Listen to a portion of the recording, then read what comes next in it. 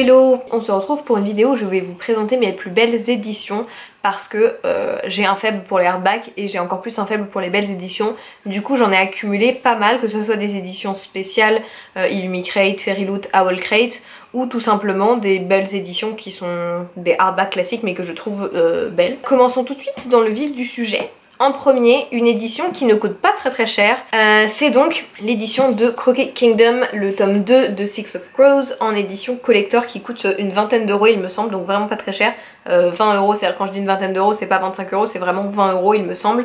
Et elle est vraiment juste trop jolie avec tous ces petits détails qui, chaque détail rappelle une scène ou un moment particulier du roman, voilà, et à l'arrière c'est écrit When you can beat the odds, change the game. Et ce qui est super cool, c'est qu'à la fin de l'édition vous avez des fanarts de tous les personnages. Donc là on a Kaz, Inej, Nina, Mathias, Jesper et Wylan, je sais pas comment ça se prononce.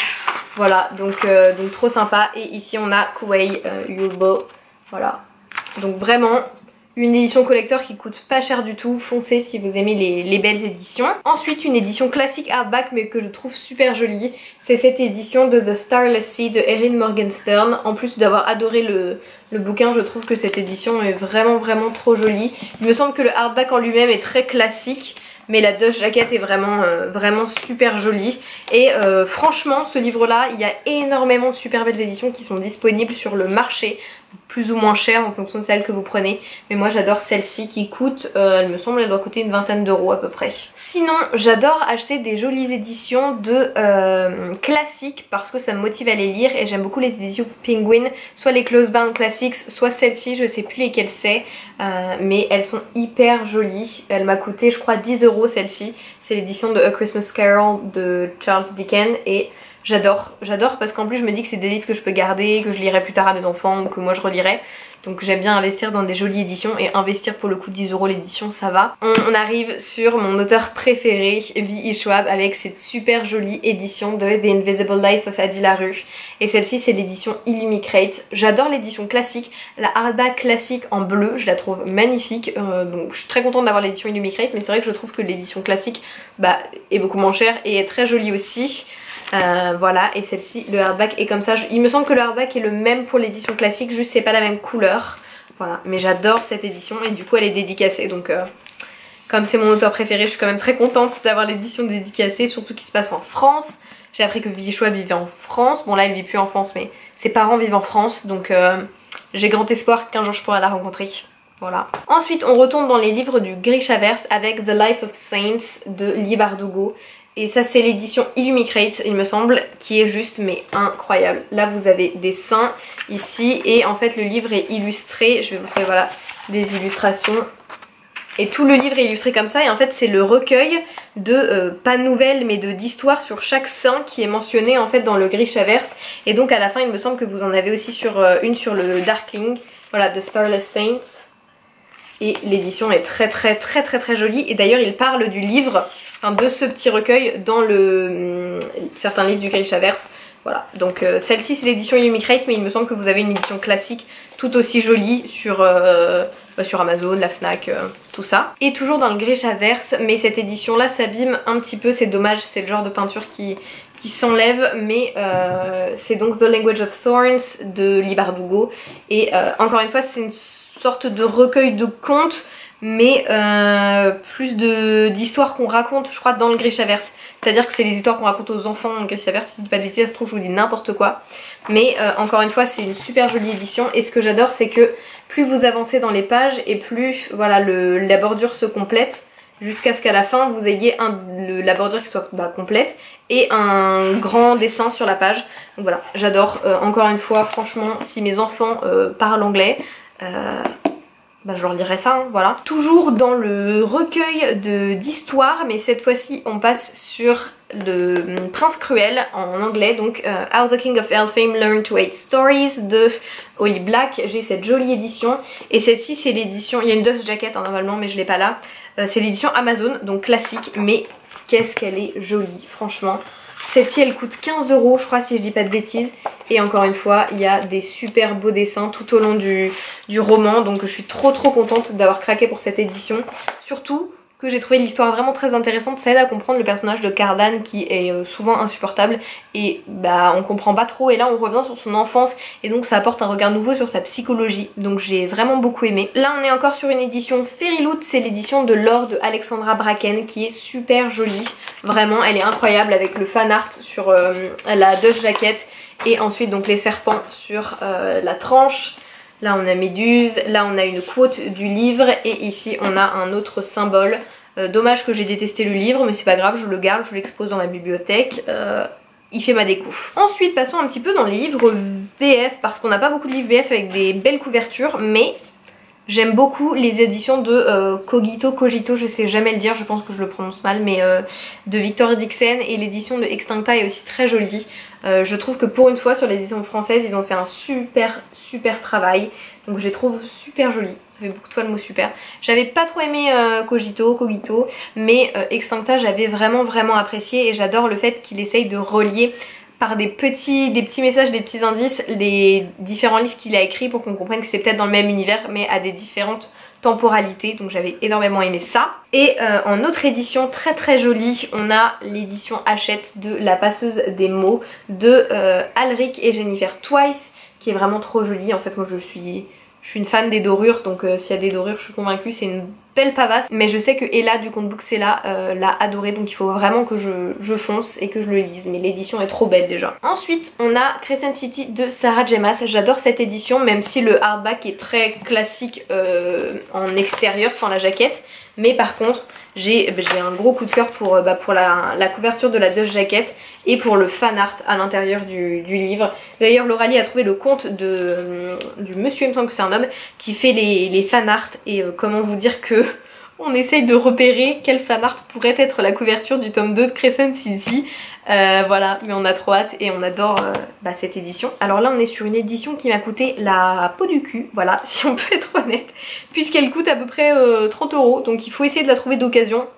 Moi j'achèterai la suite d'occasion que si c'est disponible pour pas très cher, mais c'est donc The Assassin's Apprentice de Robin Hobb, donc la saga de l'assassin royal. Mais en fait dans cette édition il y a à chaque fois des illustrations comme ça qui sont magnifiques, donc c'est l'édition anniversaire illustrée il me semble.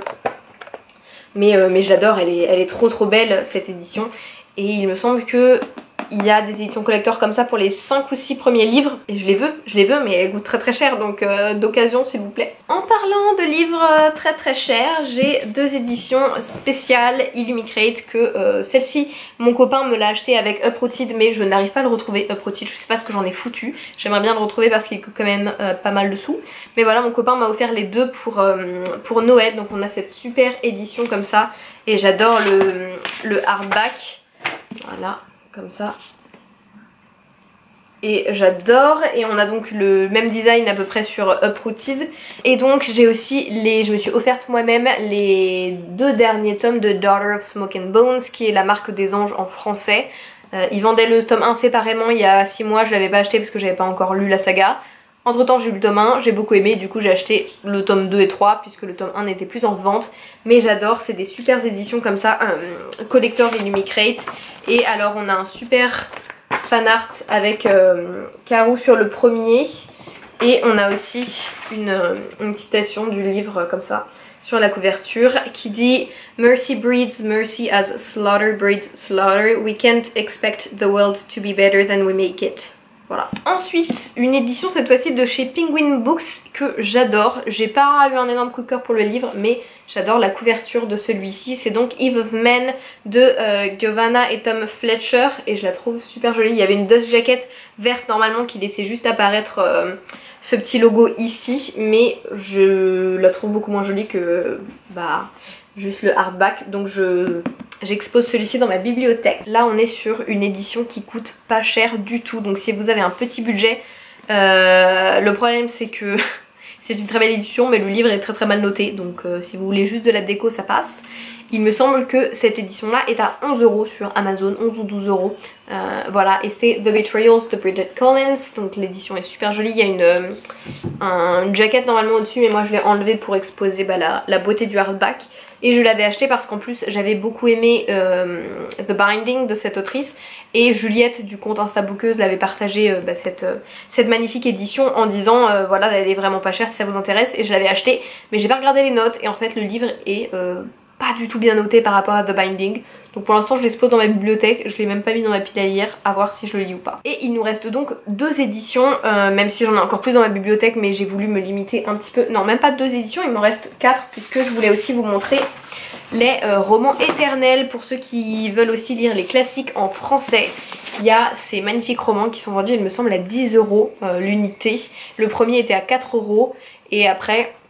ceux-là sont vendus 9,99 et donc c'est la collection Romans éternels qui publie des classiques. Donc là on a les 4 filles du Docteur March et celui-ci c'est Charlotte Brontë de Jane Eyre. J'en ai 4 et j'aimerais bien en acheter plus. Mais voilà, ces éditions sont super jolies. Il me semble qu'il y a aussi une illustration voilà, au début de chaque livre.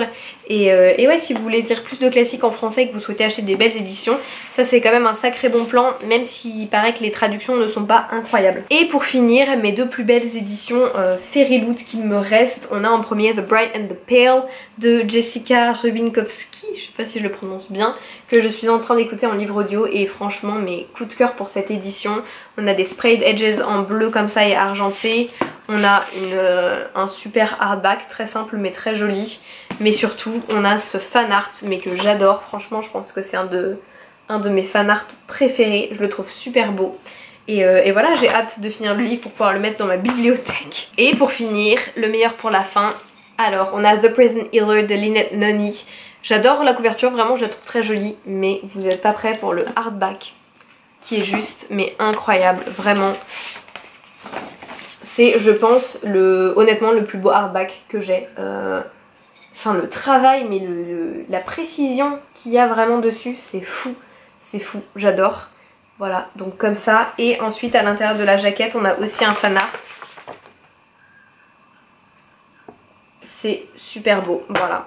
Et franchement je trouve ça fou que ces livres là soient vendus aussi peu cher entre guillemets pour le prix que nous on paye en France, puisque voilà, celui-ci il coûte 15 livres sterling pour une édition qui est en plus il me semble dédicacée. Voilà, donc pour 15 livres sterling vous avez une édition dédicacée, personnalisée, avec un fan art sur la Dutch Jacket, une édition spéciale, enfin je trouve ça dingue. Et en France un livre classique ça nous coûte minimum 17,90 quoi. Voilà, donc très contente, franchement Fairyloot, meilleure box de livres que j'ai pu tester. Je sais que c'est un peu chiant de vous en parler parce qu'il n'y a pas beaucoup de place sur la liste d'attente, faut attendre hyper longtemps avant d'avoir un spot, mais franchement ça vaut le coup. Si vous hésitez, moi je vous conseille de vous inscrire sur la liste d'attente, et si vous avez un spot vous le prenez ou vous le prenez pas, mais comme il y a beaucoup d'attentes, si vous hésitez, le temps que vous fassiez votre choix vous avez le temps de vous mettre sur la liste d'attente. Voilà, c'est tout pour cette vidéo. Franchement j'en aurais encore pas mal à vous présenter, mais je me suis dit il faut faire un petit tri parce que sinon on va y passer des heures. Donc voilà, j'espère que ça vous a plu et n'hésitez pas à me dire quelles sont vos plus belles éditions en commentaire. Peut-être que je vais craquer à cause ou grâce à vous. En tout cas je vous fais des gros bisous puis je vous dis à la semaine prochaine. Ciao ciao.